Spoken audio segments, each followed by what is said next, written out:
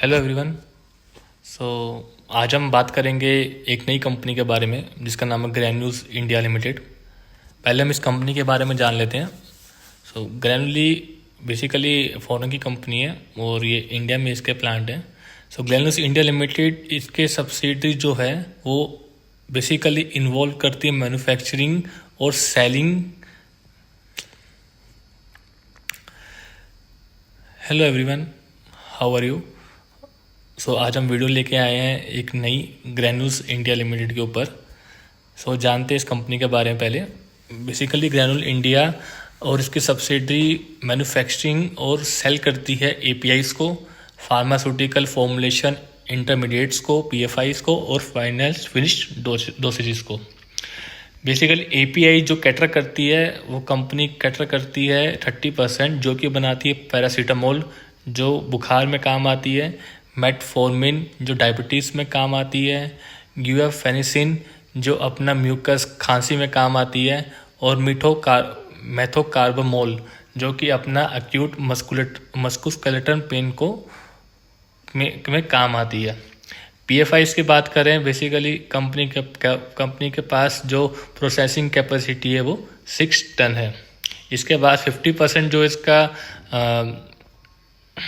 Business है वो इसका बिजनेस कैपलेट्स टैबलेट्स में काम आता है। Bulk blister packs and bottles भी पैक करती है। गलत बोल रहे हो।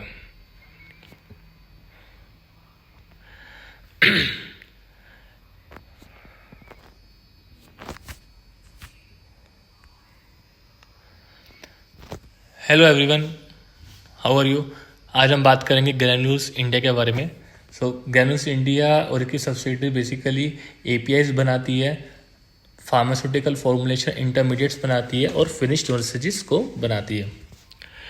कंपनी का जो बिजनेस है वो एपीआई 30% में है, जो कि कंपनी बिगेस्ट मैन्युफैक्चर है पैरासीटामोल जो बीमारियों जो बुखार हमें जो लगता है उसके लिए, मेटफॉर्मिन डायबिटीज़ में काम आती है, ग्यूआफेनिसिन जो अपना कफ में काम आती है, और मेथोकार्बामोल जो कि अपना मस्कुलोस्केलेटल पेन्स में काम आती है।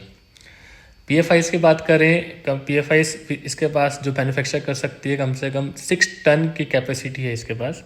और जो फिनिश डोसेजेस है इसके तो 50% है। ये अलग अलग टाइप के बायलेट टैबलेट्स बनाती है, एक्सटेंडेड रिलीज टैबलेट बनाती है और कैप्सूल्स बनाती है। जियोलॉजिकल स्प्लिट की बात करें, 80 कंट्रीज में कंपनी का प्रेजेंस है, जिसमें से 53% यूएसए में है, यूरोप में 23% है, अमेरिका में 9% है, इंडिया में 6% है और बाकी वर्ल्ड में 6% है, और कनाडा में 5% है। जो कंपनी का 76% रेवेन्यू आता है वो आता है यूएसए एंड यूरोप से, और बाकी आते हैं अमेरिका, इंडिया और अदर से। मैन्युफैक्चरिंग कैपेबिलिटीज़ की बात करें, कंपनी के 8 मैन्युफैक्चरिंग प्लांट हैं वर्ल्ड में, जो कि 6 अपने इंडिया में है और 2 यूएसए में है। ये था कंपनी के इसके बारे में। अब इसके चलते हैं प्रॉफिट एंड लॉस के सेगमेंट पे। सेल्स की बात करें, मार्च 2013 में 10 साल पहले तकरीबन 761 इसकी सेल थी, और अब मार्च 2023 में इसकी जो सेल्स हुई है 4512 करोड़ हुई है। ओके। और अगर प्रॉफिट की बात करें, प्रॉफिट इसका 33 करोड़ से इंक्रीज होके 517 करोड़ निकल के आया है। डिविडेंड की बात करें, डिविडेंड इसका कुछ खास नहीं है, which is nearly about 7%। Okay. अब इन्वेस्टर्स की बात करें, इस कंपनी में किस किस के इन्वेस्टर हैं। जो प्रमोटर्स हैं, प्रमोटर्स का जो स्टेक है 42% है, लेकिन सबसे बड़ा जो पैसा लगा है इस कंपनी में वो लगा है एफआईएस का, मतलब बाहर का पैसा, फॉरेन इंस्टीट्यूशन इन्वेस्टर्स का पैसा, जो कि 21% बड़ा है, जो कि ईयर ऑन ईयर थोड़ा अपना स्टेक हल्का कम कर रहे हैं। डीआईज जो लोकल म्यूचुअल फंड्स हो गए, लोकल इंस्टीट्यूशन हाउसेज हो गए, उनका जो स्टेक है वो है 6.68%, और जो पब्लिक का है स्टेक इसमें है 29.95%। ओके। ये था इसका फंडामेंटल के बारे में। आज हम चलते हैं टेक्निकल के बारे में। आज हमें ग्रैन्यूल्स इंडिया में 3.94% का बढ़त देखने को मिली, जो कि 13.25 पॉइंट है। आइए चलते हैं थोड़ा और डेप्थ में इसके बारे में। जैसे कि मैंने आपको ऑलरेडी बताया है कि जब भी अपने को टेक्निकल एनालिसिस करना है तो हमें बिगर टाइम फ्रेम में जाना है। तो बिगर टाइम फ्रेम में हम साल का टाइम फ्रेम चूज़ करते हैं, 12 महीने का। तो इसमें हमें एक चीज़ पता लग रही है बिगर टाइम फ्रेम में देखने से कि ये जो फॉर्मेशन हो रहा है, इसमें 2 चार्ट का फॉर्मेशन हो रहा है। पहला 2 इसमें जो फॉर्म हो रहा है वो हो रहा है flag and pole pattern, and second भी इसमें फ्लैग एंड पोल पैटर्न का फॉर्म हो रहा है। अब थोड़ा फ्लैग एंड पोल के बारे में समझ लेते हैं। फ्लैग एंड पोल पैटर्न ऐसा होता है, एक बुलिश पैटर्न होता है। अगर वो पहले पोल की डंडा की तरह जो पोल खड़ा होता है उसकी तरह होता है, फिर कंसोलिडेशन करता है फ्लैग की तरह, और फिर उसके बाद फिर वो उसका ब्रेकआउट करता है। तो जैसे कि इसमें सेम है, ये इसका पोल हो गया, ये इसका फ्लैग हो गया, और फिर से इसका पोल आया और फिर से इसका फ्लैग किया।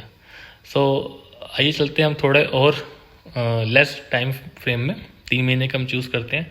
3 महीने में भी हमें ये दिख रहा है कि इसने एक फ्लैग एंड पोल का स्ट्रक्चर बनाया है क्लियरली।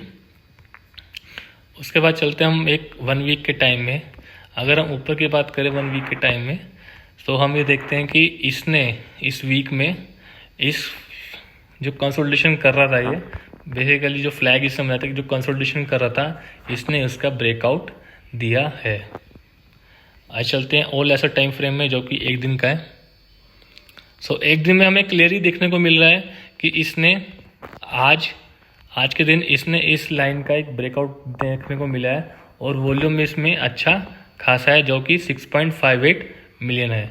लेकिन इसमें हमें एक चीज़ देखने को और मिलती है, इसने ऑलरेडी पहले भी इसने इसी लाइन का ब्रेकआउट दिया था, लेकिन वो सस्टेन नहीं कर पाया। सस्टेन ना कर पाने के कारण ये इसका जो ब्रेकआउट था वो फेल हो गया और स्टॉक नीचे आ गया। ऐसा क्यों हुआ?